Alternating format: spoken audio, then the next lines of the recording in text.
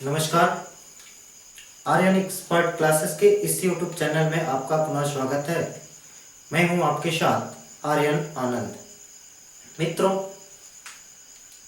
पिछली वीडियो में हम लोगों ने भाज्य और अभाज्य संख्याओं के बारे में पढ़ा था। आशा करते हैं कि आप लोगों को ये वीडियो अच्छी लगी होगी और इनसे निकलने वाले ढेर सारे क्वेश्चनों के आंसर जवाब आपको मिल गए होंगे। तो मित्रों, आइए इस वीडियो में हम स्टार्ट करते हैं सम और विषम संख्याओं के बारे में और शून्य से संबंधित कुछ जानकारी को इस वीडियो के अंतर्गत हम लोग देखेंगे। ठीक, आइए सम संख्या पहले स्टार्ट करते हैं। सम संख्या क्या होती है? सम संख्या, जिसे हम इवन नंबर बोलते हैं, से इवन नंबर्स कहते हैं। सम संख्या वे संख्या है, कहा जाता है वे संख्या है जो दो से विभाज्य हो जाए सम संख्या कहलाती है। वे संख्या है जो दो से विभाज्य हो जाए सम संख्या कहलाती है। यानी दो से विभाज्य संख्या सम संख्या कहलाती है।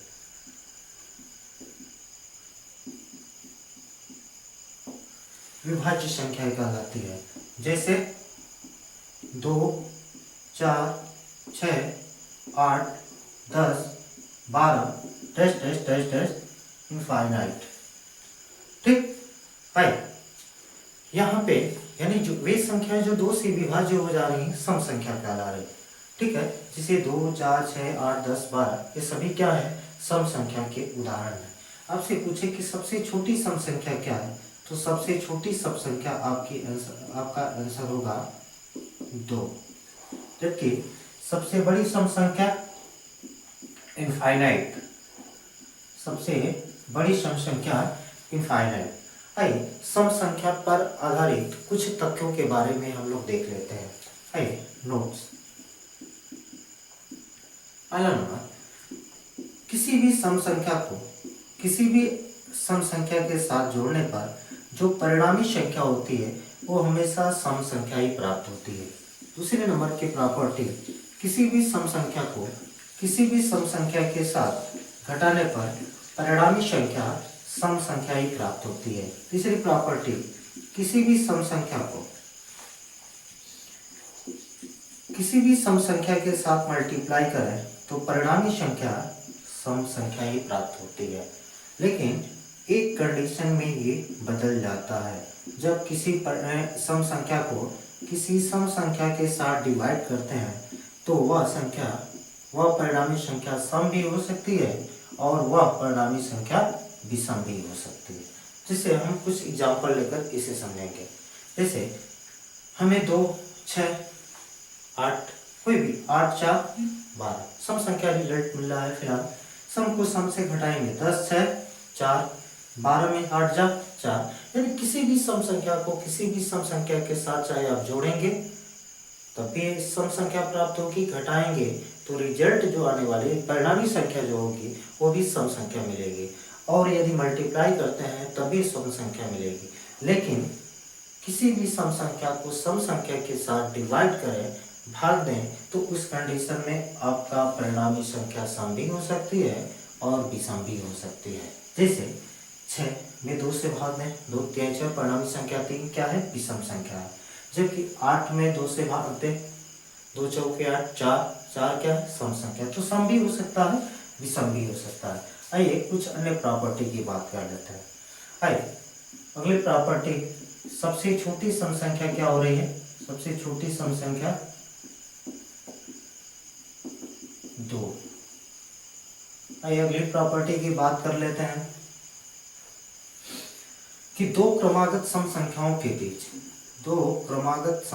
के बीच हमेशा कितने का अंतर होता है? 2 का होता है। दो क्रमागत सम संख्याओं के बीच 2 का अंतर होता है। जैसे 2, 4 2 का अंतर, 6 में 4 2 का अंतर, 8, 6 2 का अंतर, तो किन्हीं भी दो क्रमागत सम संख्याओं के बीच हमेशा 2 का अंतर होता है।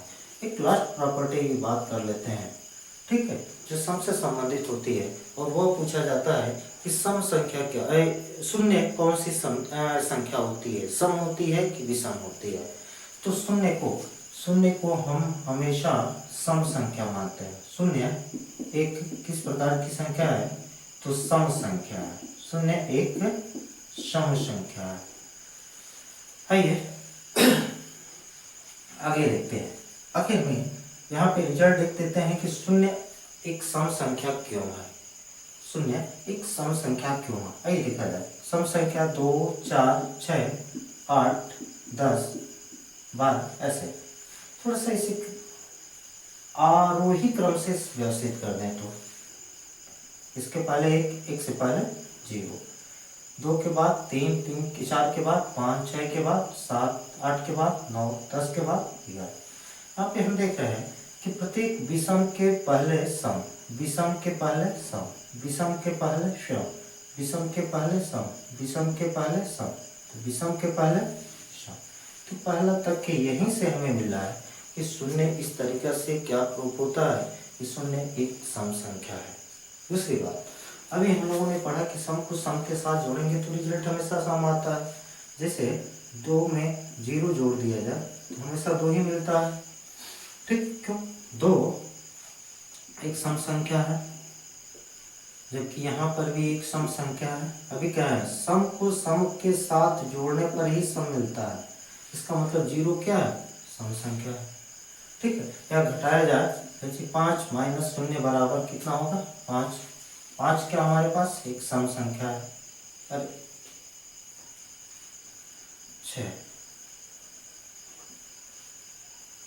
6 क्या है, एक सम संख्या है। 6 क्या है, एक सम संख्या है। सम संख्या में से सम संख्या को घटाएं, सम संख्या में से सम संख्या को घटाएं तो रिजल्ट क्या होता है, सम ही होता है। तो 6 सम, तो ये भी सम। तो हम इसका मतलब सम से किसको घटाएं, सम को घटाएं तब सम मिला। ठीक इस तरीके से 2-3 तथ्यों के आधार पर प्राप्त होता है कि शून्य क्या है, एक सम संख्या है। आइए विषम संख्या के बारे में हम लोग पढ़ते हैं।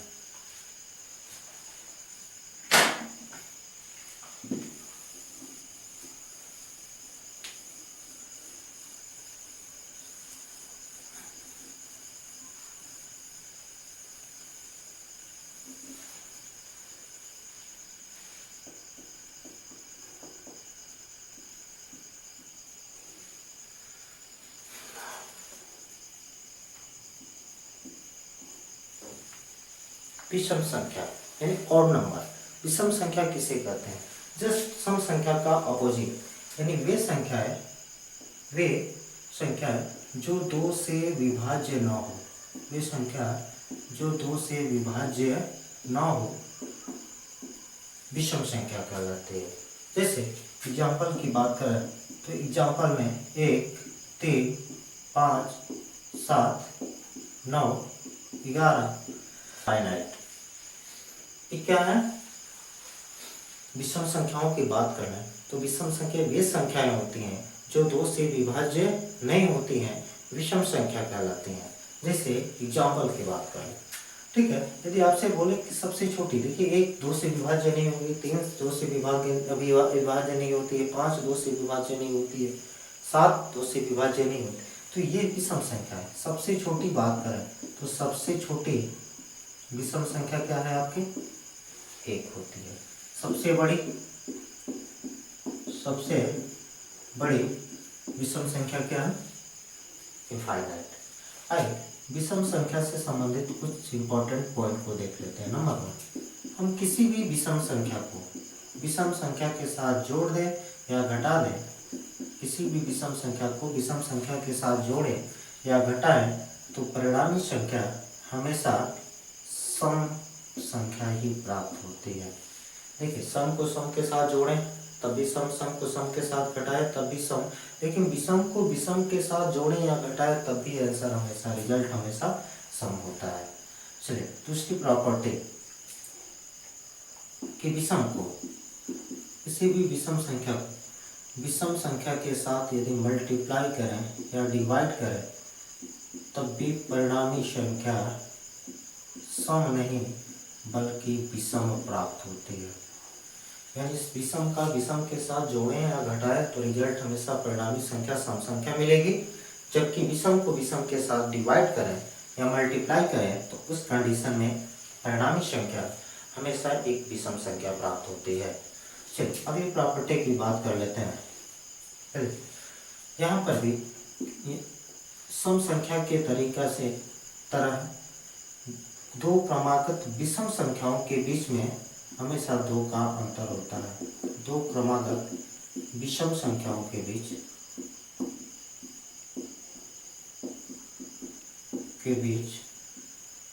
दो का अंतर होता है। दो का अंतर होता है। दो क्रमागत विषम संख्याओं के बीच हमेशा दो का अंतर होता है। जैसे यहाँ पे देखिए 2 3 5 2 5 7 2 7 9 का अंतर 2, यानी दो क्रमागत विषम संख्याओं के बीच का अंतर भी होता है। चलिए ये थी विषम से संबंधित कुछ जानकारी। विषम वे संख्याएं जो 2 से 9 विभाज्य हों विषम संख्या कहलाती हैं। विषम संख्याओं की बात करें तो उदाहरण के तौर पे कर सकते हैं 1 3 5 7 9 11 13 15 17 19 ऐसे करके विषम संख्या। सबसे छोटी विषम संख्या की बात करें तो आपका आंसर होगा 1। सबसे बड़ी का मतलब इनफाइनाइट। चलिए विषम संख्या को विषम की संख्या के साथ जोड़ें या घटाएं तो परिणामी संख्या हमेशा विषम ही प्राप्त होती है, जबकि विषम संख्या को विषम संख्या के साथ मल्टीप्लाई करें या डिवाइड करें तो रिजल्ट हमेशा यानी परिणामी संख्या हमेशा विषम संख्या प्राप्त होती है। जबकि दो क्रमागत विषम संख्याओं के बीच में भी अंतर दो का होता है, जिस तरीके से दो क्रमागत सम संख्याओं के बीच अंतर था। चलिए आइए आगे बढ़ते हैं हम लोग। शून्य से संबंधित कुछ जानकारी। शून्य क्या होता है? शून्य के विषय में बात कर रहे हैं तो शून्य की खोज किसने किया था?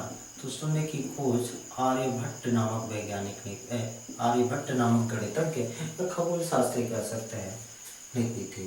आर्यभट्ट ने खोज की थी कितने में? 5वीं शताब्दी में।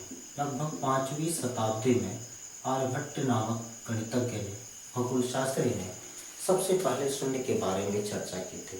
चर्चा क्या किया था? उन्होंने एक अपना सिद्धांत दिया था जिसका नाम था आर्यभट्ट सिद्धांत। और ये आर्यभट्ट सिद्धांत जो हुआ एक इनके ग्रंथ में प्रकाशित हुआ था।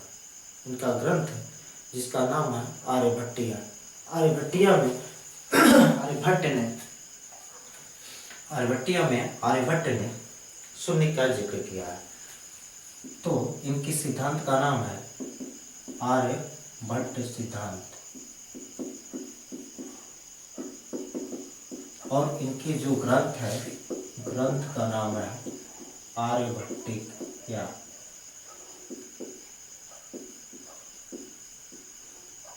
आर्यभट्टिया इनके ग्रंथ का नाम है। तो ये शून्य से संबंधित बात करें तो यहाँ पर देखिएगा शून्य एक प्राकृतिक संख्या नहीं होती है, जबकि शून्य एक प्राकृतिक नहीं, जबकि इसे हम कह सकते हैं ये पूर्ण संख्या या पूर्णांक संख्या है।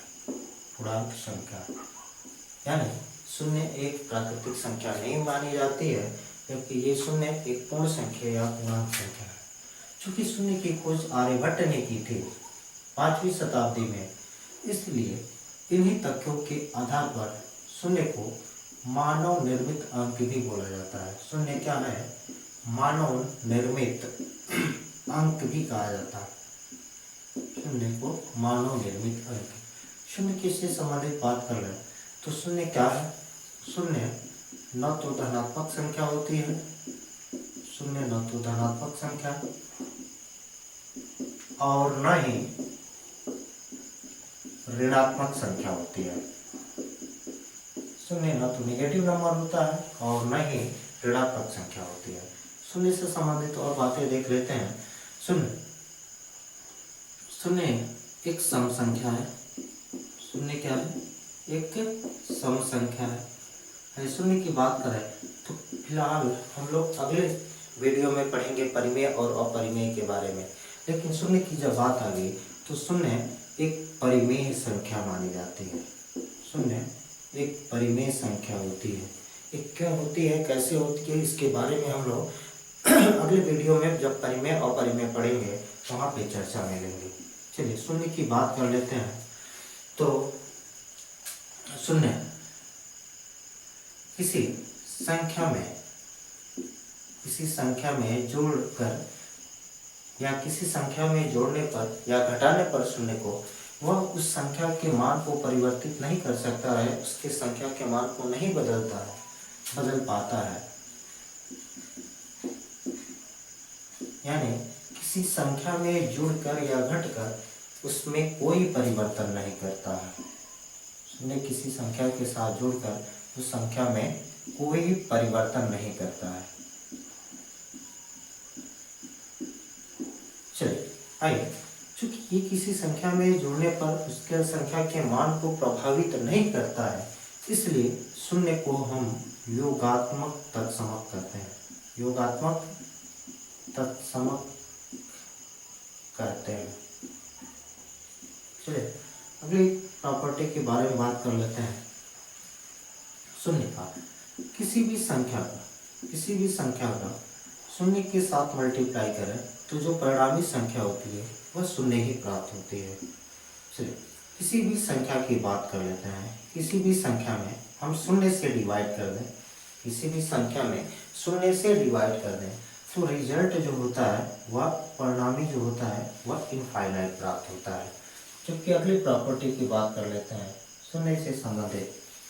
तो किसी भी शून्य में किसी भी संख्या से डिवाइड करें तो रिजल्ट हमेशा परिणामी संख्या होती है वह हमेशा 0 प्राप्त होती है। शून्य से संबंधित बात कर लेते हैं। तो शून्य किसी भी संख्या का पावर, कोई भी संख्या हम मान लेते हैं x का पावर 0 लगा दें तो ये पूरा परिणामी संख्या 1 प्राप्त होती है। यानी किसी भी संख्या का पावर 0 मतलब टोटल 1 मान होता है। आइए तो शून्य से संबंधित कुछ हम लोगों ने बातें पढ़ी। ठीक, शून्य की खोज आर्यभट्ट ने किया था 5वीं शताब्दी में। इन्होंने एक अपना प्रस्तुत शून्य से संबंधित सिद्धांत दिया था, आर्यभट्ट सिद्धांत। और ये इन बातों का उल्लेख मिलता है उनके ग्रंथ, उनकी पुस्तक आर्यभट्टिया में। चलिए शून्य एक प्राकृतिक संख्या होती है? नहीं होती है। शून्य एक प्राकृतिक संख्या नहीं होती है, जबकि यह एक पूर्ण संख्या या पूर्णांक संख्या आप कर सकते हैं। ये एक मानव निर्मित अंक है। ठीक है, कहा जाता है यह तो न तो धनात्मक संख्या होती है न ही ऋणात्मक संख्या होती है। शून्य की बात करें तो शून्य एक सम संख्या होती है। शून्य की बात कर लेते हैं। शून्य एक परिमेय संख्या होती है। शून्य किसी भी संख्या के साथ जुड़कर या उस संख्या के साथ घटाने पर उस संख्या के मान को प्रभावित नहीं करता है। क्योंकि किसी संख्या के साथ जोड़ने के बाद उसके मान को प्रभावित बदल नहीं सकता है या बदल नहीं पाता है। ठीक है, इसलिए इस शून्य को योगात्मक तत्समक कहते हैं। यानी शून्य क्या है? एक योगात्मक तत्समक संख्या है। किसी भी संख्या का शून्य के साथ मल्टीप्लाई करें तो परिणामी संख्या शून्य प्राप्त होती है। किसी भी संख्या में शून्य से डिवाइड करते हैं तो रिजल्ट हमेशा इनफाइनाइट होता है। शून्य में किसी संख्या से डिवाइड कर दें तो परिणामी जो अंक मिलता है, संख्या मिलती है, वह शून्य प्राप्त होती है। ठीक है, आइए आगे बात कर लेते हैं। फिर किसी भी संख्या का पावर 0 लगा दिया जाए, तो यह किसी भी संख्या